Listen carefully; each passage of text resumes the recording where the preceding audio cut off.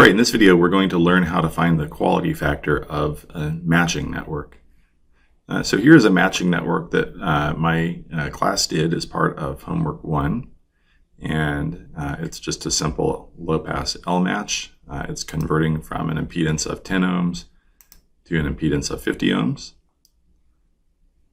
And you can see, and it's doing that at 6 gigahertz. And you can see that that requires a 531 picohenry inductor in series and a 1.06 picofarad capacitor in shunt. Now I'm going to run an S parameter simulation. To do so, I've got ADE Explorer open here. I've got an S parameter simulation set up. In this case, this is just a 2-port S parameter simulation. So I've got port 0 and port 1. I'm going to set it up to sweep from 1 megahertz up to 10 gigahertz. And I'm going to do this with a logarithmic sweep with 101 points per decade.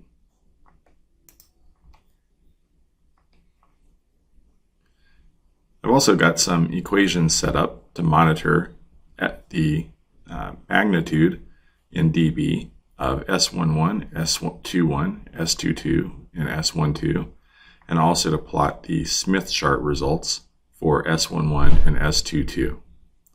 And we'll get to a couple of extra equations in a moment that are going to help us to find Q. All right, so the first thing to do is let's run the simulation.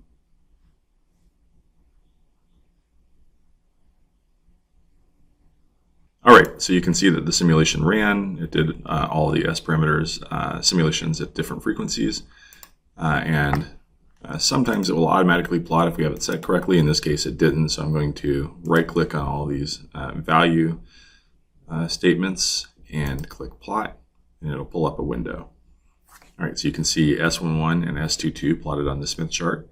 Now they should be resonant right around 6 gigahertz, so their values should be right near the center of the Smith chart at 6 gigahertz, and you can see from the cursor that indeed they are. You can also see that S11 and S22 have the same value. The network is symmetric, and S12 and S21 have the same value. All right, so to avoid confusion, I'm just going to go ahead and get rid of those two quantities right now. I'm going to delete the Smith chart sub-window for the time being. All right, so here we're looking at our frequency response, S21 and S11. We have a matching network that is low pass in shape, meaning that we have a series inductor between the input and the output. And because of that, we don't have very good roll-off at the low end. So this isn't a pure bandpass filter. We have a bandpass response, but we don't have a 3 dB point. Now what Q really means is it's really a definition that's based upon energy stored in an LC network versus power dissipated per cycle.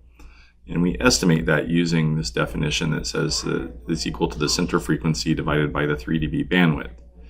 But here we don't necessarily have a good way of doing so. So we're going to take a secondary definition for Q, and we're going to say that Q is the bandwidth where the return loss is good. And generally we consider the return loss to be good when it is less than minus 10 dB. So when S11 is less than minus 10 dB, we consider it to be good. And we're going to write some calculator definitions to help us to calculate this. So I'm going to go to Tools, Calculator, and I'm going to select my S11 waveform. And I'm going to use this cross function. And I'm going to find the value of edge number 1 at minus 10 dB. Or actually, let's do edge number 2 first.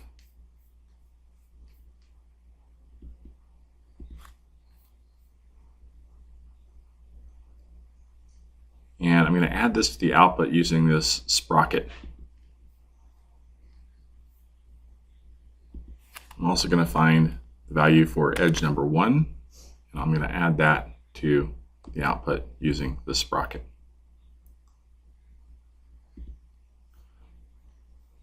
Now, edge number 2 is the high frequency.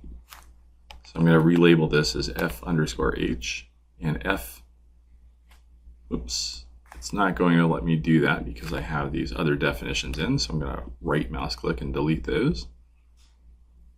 I'm going to label this as f underscore h, and the value where the waveform crosses minus 10 dB for the first side is the low frequency crossing. Now I'm going to define something else here.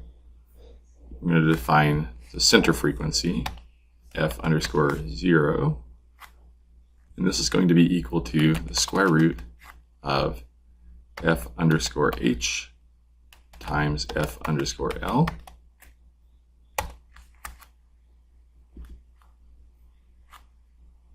And finally, I'm going to define q.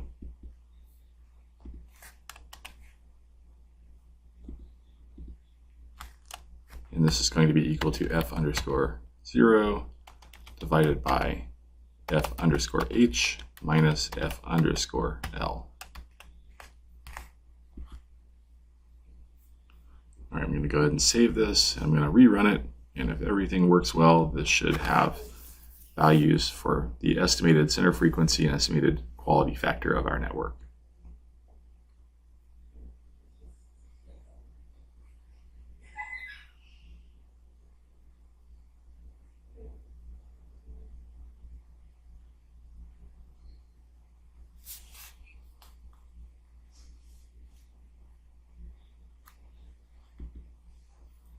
All right, so you can see that the center frequency is estimated to be 5.78 gigahertz and the Q is estimated to be about 2.5.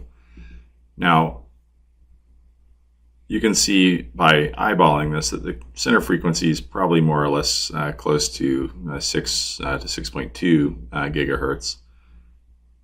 But the fact that this has a slight low pass shape is biasing the result just a little bit.